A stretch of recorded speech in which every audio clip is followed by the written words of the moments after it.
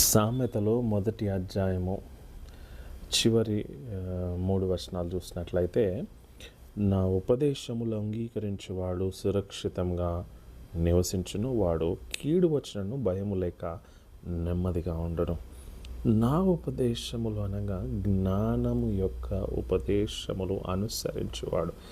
జ్ఞానం, wisdom has principles. Whoever follows these principles, those people are safe. వాక్యం అనే జ్ఞానము పెట్టిన వాటిలో ఉన్నటువంటి ఆ సూత్రములు ఏవైతే ఉంటాయో అనుసరించువారు సురక్షితంగా ఉంటారు కదంటే, వారిని జ్ఞానులు అంటారు. అయితే కీడు కొన్నిసార్లు వస్తూ ఉంటుంది. వచ్చినప్పుడు చాలా భయాందోళనకు గురి అవుతుంటారు కదండి. అయితే ఈ జ్ఞాని ఏం చేస్తాడంట, కీడు వచ్చినను భయపడడు. అలలో అయితే ఇది జ్ఞానము ఉన్న వారి ఒక జీవితం శైలి. అయితే జ్ఞానము లేని వారి జీవితం ఎలా ఉంటుందో చూద్దాం.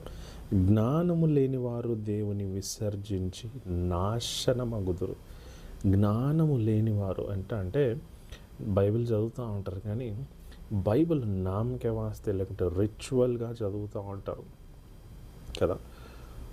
జ్ఞానాన్ని వెతికి వాటిని అనుసరించడానికి టైం ఉండదు వారి జీవితంలో. అయితే వారి జీవిత శైలిని బట్టి, వారి జీవితంలో చేసే దానిని బట్టి అనుభవిస్తూ వాళ్ళు నశించిపోతూ ఉంటారు.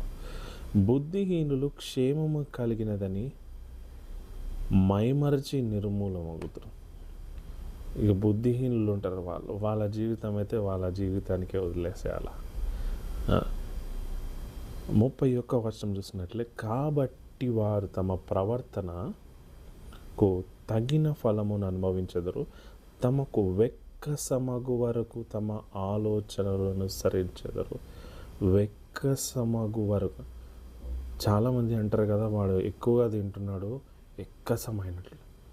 తినే విషయంలో ఎక్కసం కాదు, చాలామంది అవి కావాలా ఇవి కావాలా అనుకుంటూ, లేకపోతే కీడు చేయాలో వాడు పైకి వస్తున్నాడు, వాడిని కిందికి తీసుకొని రావాలా, వీని ఇబ్బంది పెట్టాలా, వాడిని ఇబ్బంది పెట్టాలి అంటే వారి ఆలోచనలు, జ్ఞానము లేని ఆలోచనలు ఎట్లా ఉంటాయంటే ఎక్కసం. అంటే మనం భోజనం చేసినప్పుడు నేను గొంతు వరకు తిన్నాను అని అంటారు కదా. అయితే ఈ ఆలోచన కలిగినటువంటి వారు కూడా ఎక్కసం కలిగిన వారు ఉంటారంట. చాలా జాగ్రత్తగా ఉండాలి.